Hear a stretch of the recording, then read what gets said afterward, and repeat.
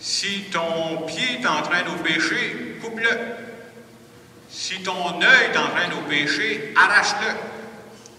Première réflexion que je fais ce matin quand je vous regarde, je suis content de savoir qu'il vous reste quelques membres. Vous comprendrez que quand Jésus emploie des formules fortes comme ça, c'est une façon d'attirer l'attention pour dire, vous savez, l'Évangile, là, quand on l'entend, la parole de Dieu, quand on l'entend, il faut la prendre au sérieux. Et c'est vrai qu'il faut la prendre au sérieux, mais jamais au pied de la lettre. Une chance. Il nous manquerait des morceaux à tous nous autres. Hein?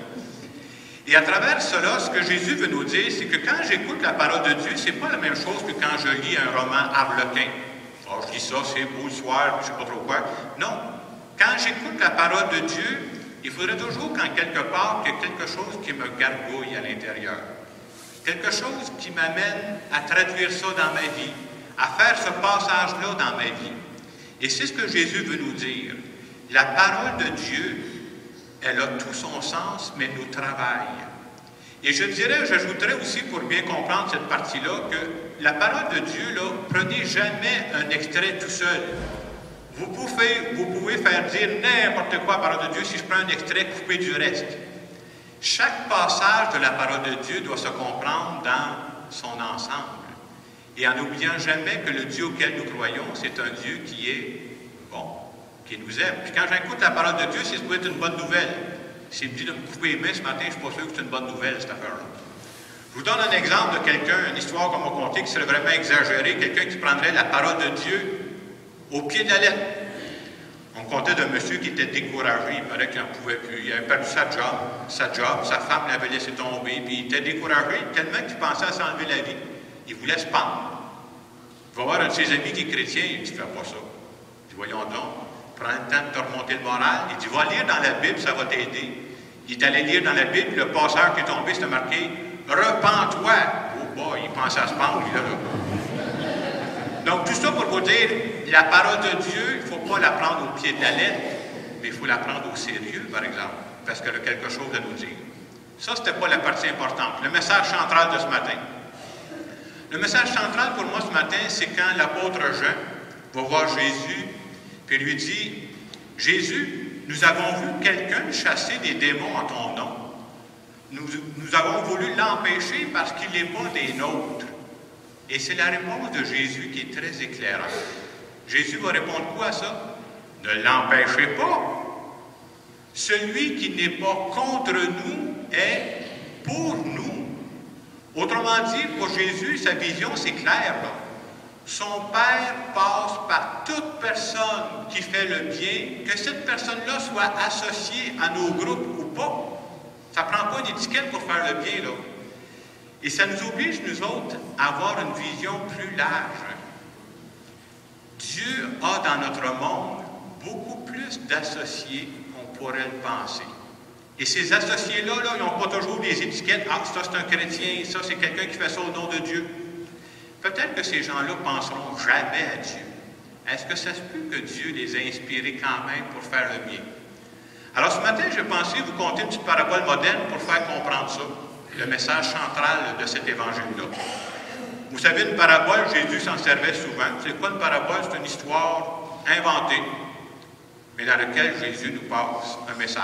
Alors, je vous conte une parabole moderne. Alors, mon ami, je vais l'appeler ce matin Arthur. Arthur, vous ne savez pas ce qui est arrivé la semaine passée. Mon ami Arthur m'a appelé pour dire que la semaine passée, dans sa maison, il y a eu un problème. Le fer à repasser a fait défaut. Je ne sais pas si c'est vrai pour tous les Arthur, mais je peux vous dire que mon ami Arthur, lui, le fer à repasser, il ne sert pas de ça tous les jours, tout à fait. Il fait bien confiance à une autre personne qui est dans sa maison. Mais il me dit, bon, comme le fer à repasser faisait défaut, j'avais des commissions à faire, puis je vais aller m'acheter ça, puis il est allé chez Walmart. En rentrant chez Walmart, ceux qui sont déjà allés là, vous savez, il y a toujours quelqu'un, un employé qui nous attend. Vous savez comment on appelle les employés qui travaillent chez Walmart? On appelle ça les associés. Alors, quand vous rentrez dans le magasin, vous avez un associé. Comment tu fais pour savoir si c'est un associé ou si c'est un client? Vous savez comment on fait pour savoir ça? Bien, vous regardez si c'était bien bleu. Cette semaine, j'ai téléphoné à la gérante pour vous le montrer. Alors, je suis un associé de chez Walmart.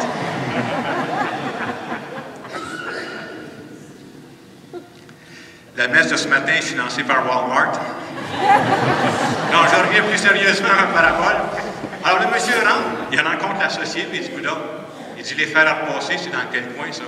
Bien, c'est simple, monsieur. Il dit, vous en allez dans le coin gauche, là-bas. Puis avancez, vous allez trouver fer à repasser. Alors, mon chum Arthur est avancé dans le magasin, puis rendu dans ce coin-là, il cherchait. Il ne voyait pas les fers à repasser.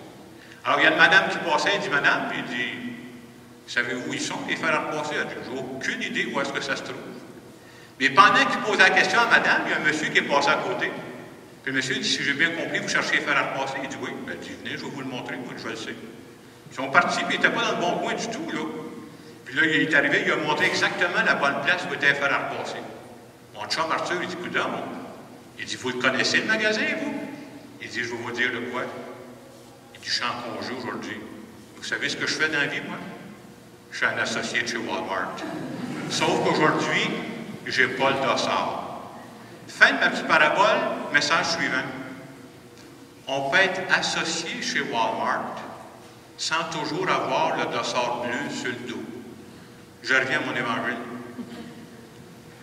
Je crois, moi, que dans notre monde, il y a beaucoup de personnes qui peuvent faire le bien sans nécessairement penser à Dieu, sans avoir le dossard sur le dos, mais ce sont des associés de Dieu.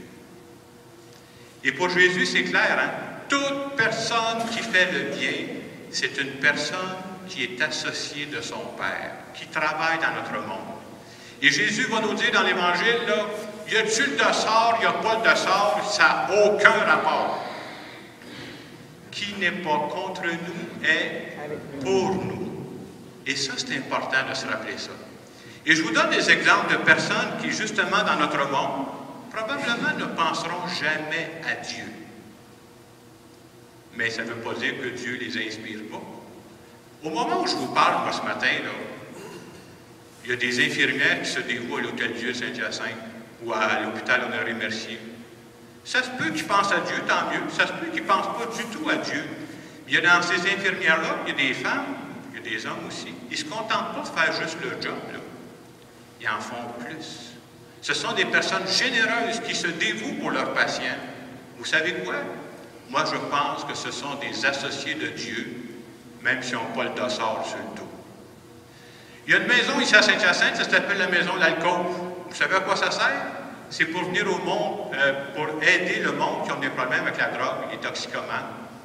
Il y a des gens là-dedans qui se dévouent, on s'entend-tu que ça ne doit pas toujours être facile, tu es un toxicomane devant toi, là. Pas sûr qu'il dit toujours un Notre Père, moi, là. Mais ces gens-là, ils se dévouent pour les aider. Je crois, moi, que ce sont des associés de Dieu, même s'ils n'ont pas le dossard sur le dos. J'écoutais les nouvelles ce matin, je ne me souviens plus comment ils appellent ça, la marche pour la vie, je ne sais pas trop quoi. Ils font une marche, en tout cas, pour ramasser de l'argent pour la recherche sur le cancer du sein. Hey, c'est des gens qui ce matin se dévouent pour ça, là. Est-ce qu'ils ont pensé à Dieu ou pas? C'est pas ça le critère important. Nous autres, est-ce qu'ils font du bien? On croit que Dieu les inspire et ce sont des associés de Dieu, même s'ils n'ont pas le dossard sur le dos. Dernier exemple, je pense dans tous nos quartiers, c'est vrai à la Providence, c'est vrai à Douville, à Saint-Joseph, il y a des centres de loisirs, là. Puis les loisirs, c'est pour permettre aux jeunes d'avoir des bons moments de détente sains.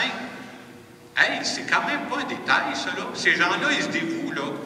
Je pense que ce sont des associés de Dieu sans le dossard. Et ce matin, à travers cette parole de Dieu, c'est comme on nous dit, faites attention.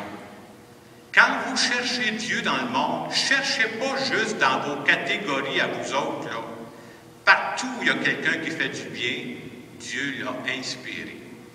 Et l'autre message qu'on peut retenir pour nous ce matin, est-ce que j'y crois que moi, je suis un associé de Dieu? Dieu veut passer par moi pour faire le bien, pour rendre ce monde-là meilleur. Et des fois, on pourrait se dire, « Ah, mais tu sais, j'ai pas toutes les qualités, j'ai plus autant d'énergie que j'avais. » Moi aussi, je peux vous dire qu'à 20 ans, je courais plus vite que présentement. Aujourd'hui, je marche. Je fais toujours ça. Mais à l'étape où je suis présentement, est-ce que je crois que Dieu a encore besoin de moi? Peu importe ma condition, que je sois en pleine forme, que je sois malade, si je suis en vie présentement, je suis un associé de Dieu. Et Dieu ne peut pas savoir si j'en fais beaucoup, moyennement. Non, non. Je suis un associé de Dieu. Puis Dieu, il n'est pas centré sur la production. Dieu, il est centré sur la bonté du cœur. Alors, ce matin, à travers cette célébration, ce qu'on veut redire à Dieu, en tout cas, moi, je veux le redire. Je ne travaille pas mon compte. Oh, puis je ne travaille pas pour Walmart non plus, là. Je travaille pour Dieu. Je veux dire à Dieu, je suis heureux d'être un de tes associés. Et dans le moment de silence qui va suivre, je vous invite tout simplement à répéter ça dans votre cœur. Je suis heureux, je suis heureuse d'être une de tes associés.